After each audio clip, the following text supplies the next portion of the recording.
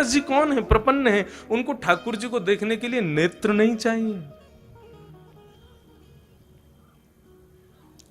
परम सत्य श्रीनाथ जी का नाम उनके हृदय में विराजमान है, उस नाम से ही वे दर्शन कर लेते हैं।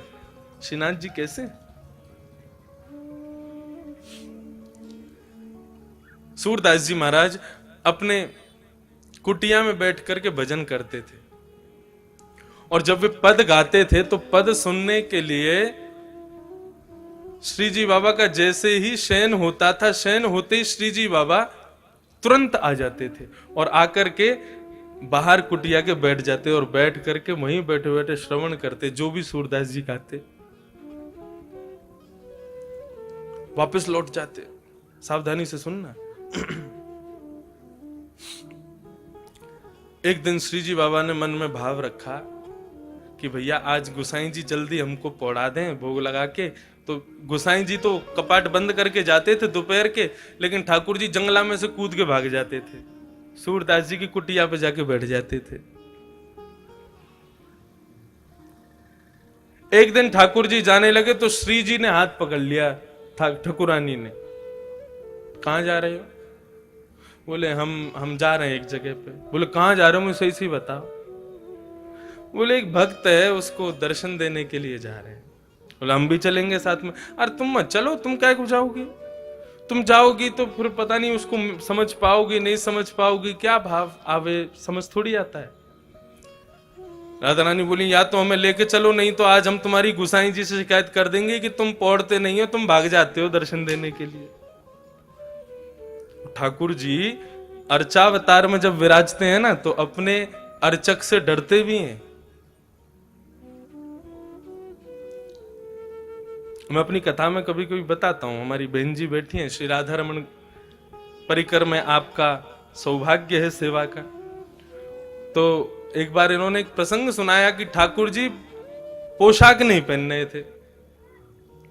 श्री राधा रमन जी पोशाक नहीं पहने, जबकि बिल्कुल सही था, नाप भी बिल्कुल लेकर के रखा था, लेकिन फिर भी कभी कहीं से ऊंची, कभी कहीं से नीची, कभी कहीं से भारी। सब गोस्वामियों ने प्रयास कर लिया, लेकिन ठाकुर जी ने पोशाक नहीं पहनी। तो आपके जो पूज्य दूसरे पिताजी ससुर जी हैं, वे सबसे बोले सुनो सब लोग बाहर जाओ, मैं थोड़ा ठाकुर जी से एकांत में बैठ के बात करूं। और वे ठाकुर जी के आगे बैठे, राधा रमन जी के आगे पोशाक रख दी।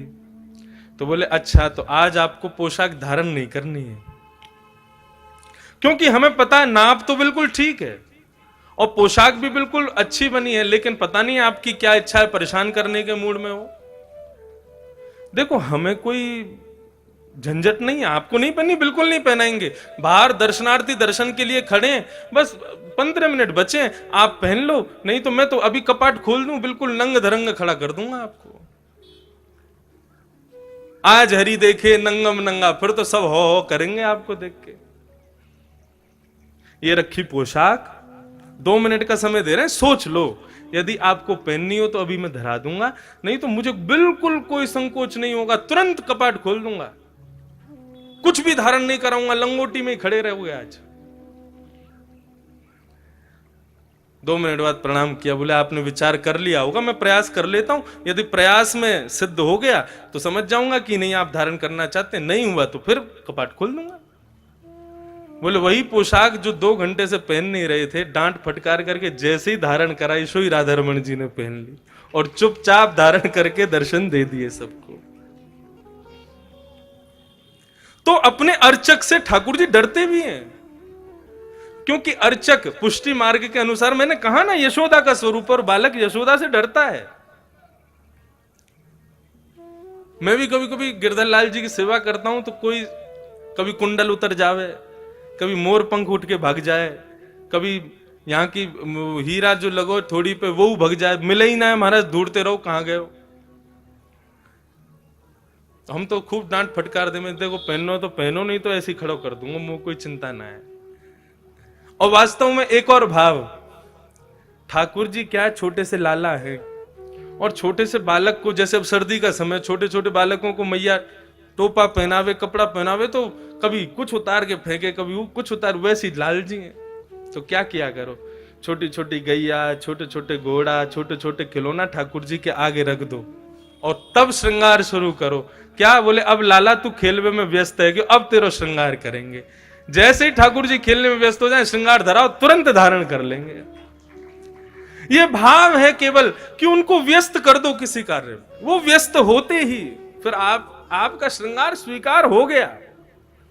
क्योंकि बालक किसी कार्य में व्यस्त हो, उसको फिर कुछ भी पहना दो उसको भान नहीं रहता।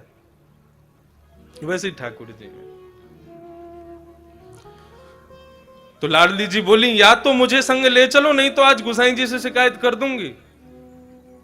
लाल जी बोले, गुसाई जी से मत कहना, पूरे लेके चलो संग। अब तो श्रीनाथ जी, लाडली जी श्री राधा रानी को लेकर के श्री सूरदास जी के यहां जा रहे हैं। आशावरी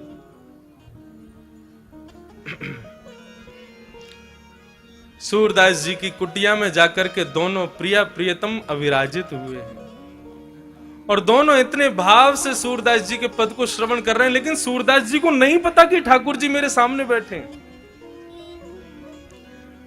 पद का गान करते करते करते करते करते दोनों प्रिया प्रियतम ऐसे भावावेश में आ गए कि भूल गए कि हमें वापस दर्शन देने जाना है।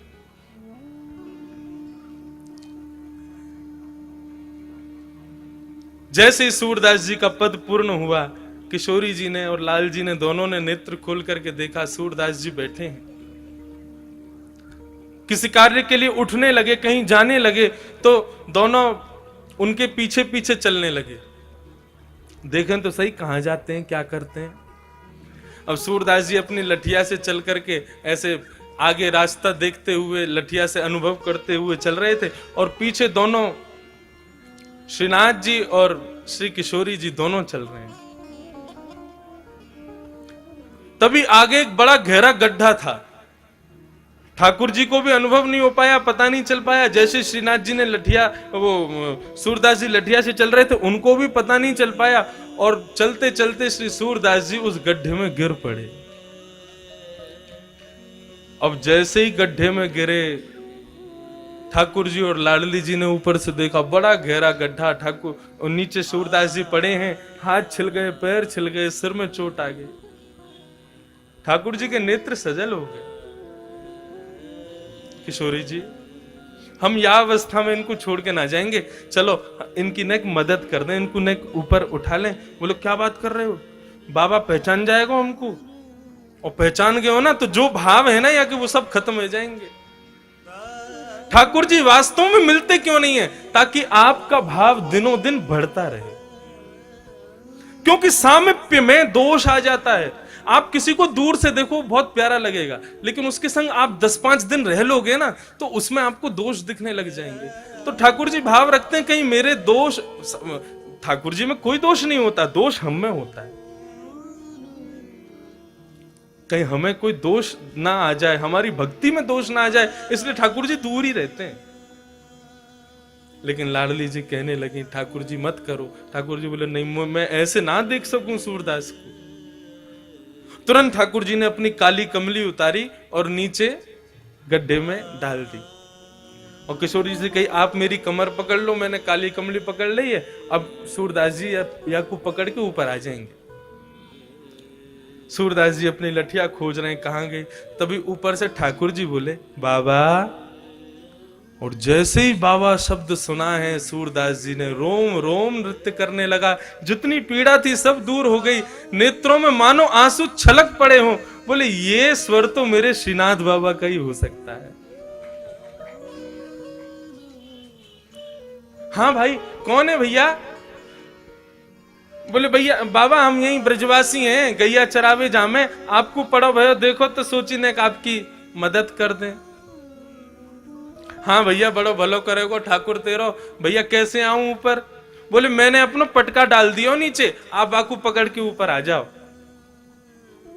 सूरदास जी उस पटके को पकड़ रहे हैं और यहां से लाडली जी ठाकुर जी को खींच रहे हैं, ठाकुर जी सूरदास जी को ऊपर खींच रहे हैं। क्या स्वरूप है वे। सूरदास जी के मन में भाव आ गया। जैसे ही पटका पकड़ा, उसकी सुगंधी को जब अपनी नासिका से ग्रहण किया, बिल्कुल दृढ़ निश्चित हो गए कि ये तो ठाकुर जी हैं और कोई नहीं हो सकता। जैसे ही गड्ढे से ऊपर निकल करके सूरदास जी आए, जानबूझ करके ऐसा भाव दिखाया कि मानो झटके से गिर पड़े हों, और गिरे तो कहां गिरे, श्री लाडली जी के चरणों में जाकर के गिर गए। और गिरते ही बड़ी चतुराई से श्री किशोरी जी के एक पांव की पाजेब को सूरदास जी ने पकड़ करके खींच के अपनी जेठ में भर लिया, और भर करके ठाकुर जी खड़े हो गए, किशोरी जी खड़ी हो गई, सूरदास जी भी व्यवस्थित हो गए। ठीक है बाबा, अब तुम बाहर आ गए हो, अब पीछे को मत जाइए, गड्ढा तुम यहां चले जाओ। और ठाकुर जी ने किशोरी जी को आता हो, जल्दी चलो, गोसाई जी दर्शन खोल देंगे, नहीं मिले तो बहुत डांट पड़ेगी। अब किशोरी जी जैसे ही चली, तो चलते ही एक पांव की तो छम आवे आवाज, दूसरे पांव की आवाज ही नहीं। किशोरी जी ने नीचे देखी, बोले हमारी पाजेब कहां है। अब तो ढूंढने लगे तो दूर ही दिख गई, बोले पाजेब हाथ में लटक रही है सूरदास जी के। किशोरी जी बोली मेरी पाजेब रह गई है। ठाकुर जी बोले दूसरी दिलवा देंगे, चलो। वो नामों को तो वही चाहिए जो सूरदास जी पे।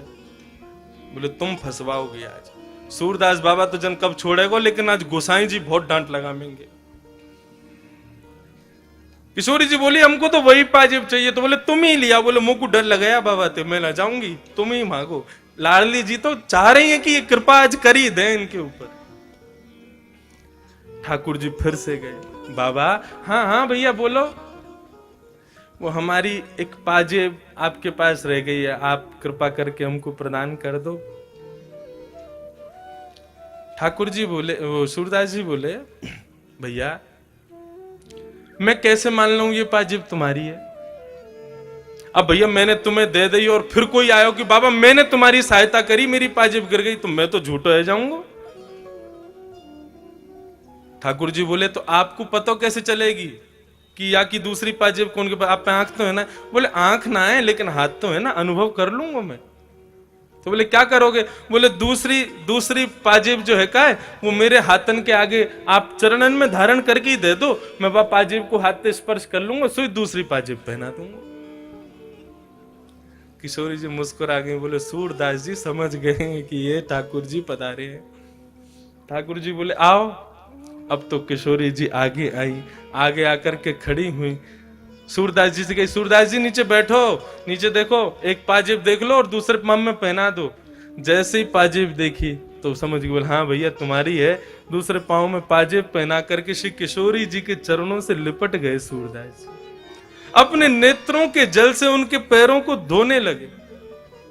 बोले कृपा करो प्रभु, मैं पहचान गया हूं आप पधारे हो मुझ पे कृपा करने। किशोरी जी ने सूरदास जी को उठाया और ठाकुर जी, किशोरी और सूरदास जी तीनों ने को आलिंगन किया।